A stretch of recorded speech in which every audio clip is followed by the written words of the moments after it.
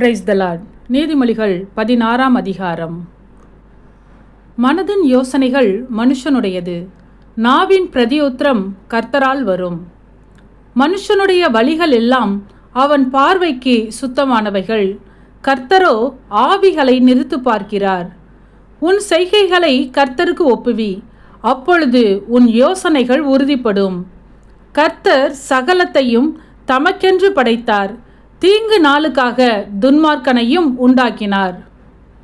மனமேட்டிமை உள்ளவன் எவனும் கர்த்தருக்கு அருவருப்பானவன், கையோடே கைகோர்த்தாலும் அவன் தண்டனைக்கு தப்பான். கிருபையினாலும் சத்தியத்தினாலும் பாவம் நிவிர்த்தியாகும். கர்த்தருக்கு பயப்படுகிறதினால் மனுஷர் தீமையை விட்டு விலகுவார்கள். ஒருவனுடைய வழிகள் கர்த்தருக்கு பிரியமாய் இருந்தால் அவனுடைய சத்துருக்களும் அவனோடே சமாதானமாகும்படி செய்வார்.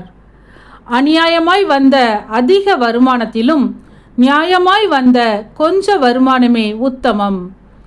மனுஷனுடைய இருதயம் அவனுடைய வழியை யோசிக்கும், அவனுடைய நடைகளை உறுதிப்படுத்துகிறவரோ கர்த்தர். ராஜாவின் உதடுகளில் திவ்ய வாக்கு பிறக்கும், நியாயத்தில் அவன் வாய் தவறாது. சுமித்திரையான நிறைக்கோலும் தராசும் கர்த்தருடையது, பையில் இருக்கும் நிறைக்கல் எல்லாம் அவருடைய செயல். அநியாயம் செய்வது ராஜாக்களுக்கு அருவருப்பு, நீதியினால் சிங்காசனம் உறுதிப்படும். நீதியுள்ள உதடுகள் ராஜாக்களுக்கு பிரியம், நிதானமாய் பேசுகிறவனில் ராஜாக்கள் பிரியப்படுவார்கள். ராஜாவின் கோபம் மரண தூதருக்கு சமானம், ஞானமுள்ளவனோ அதை ஆற்றுவான். ராஜாவின் முகக்கலையில் ஜீவன் உண்டு, அவனுடைய தயை பின்மாறி பெய்யும் மேகத்தை போல் இருக்கும். பொன்னை சம்பாதிப்பதிலும் ஞானத்தை சம்பாதிப்பது எவ்வளவு உத்தமம், வெள்ளியை சம்பாதிப்பதிலும் புத்தியை சம்பாதிப்பது எவ்வளவு மேன்மை. தீமையை விட்டு விலகுவதே செம்மையானவர்களுக்கு சமனான பாதை. தன் நடையை கவனித்திருக்கிறவன் தன் ஆத்துமாவை காக்கிறான். அழிவுக்கு முன்னானது அகந்தை, விழுதலுக்கு முன்னானது மனமேட்டிமை. அகங்காரிகளோடே கொள்ளை பொருளை பங்கிடுவதை பார்க்கிலும் சிறுமையானவர்களோடே மனத்தாழ்மையாயிருப்பது நலம். விவேகத்துடன் காரியத்தை நடப்பிக்கிறவன் நன்மை பெறுவான், கர்த்தரை நம்புகிறவன் பாக்கியவான்.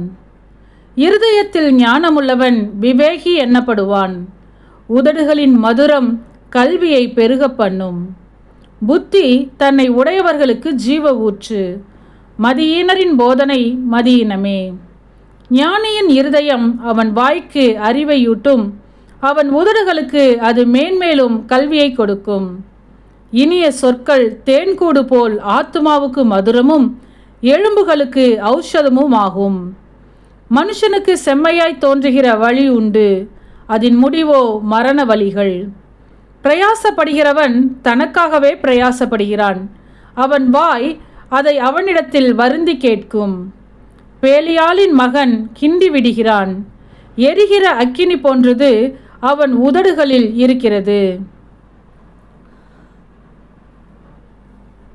மாறுபாடுள்ளவன் சண்டையை கிளப்பி விடுகிறான், கோல் சொல்கிறவன் பிராண சிநேகிதரையும் பிடித்து விடுகிறான்.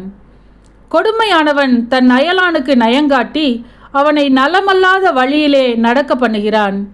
அவன் மாறுபாடானவைகளை யோசிக்கும்படி தன் கண்களை மூடி தீமையை செய்யும்படி தன் உதடுகளை கடிக்கிறான்.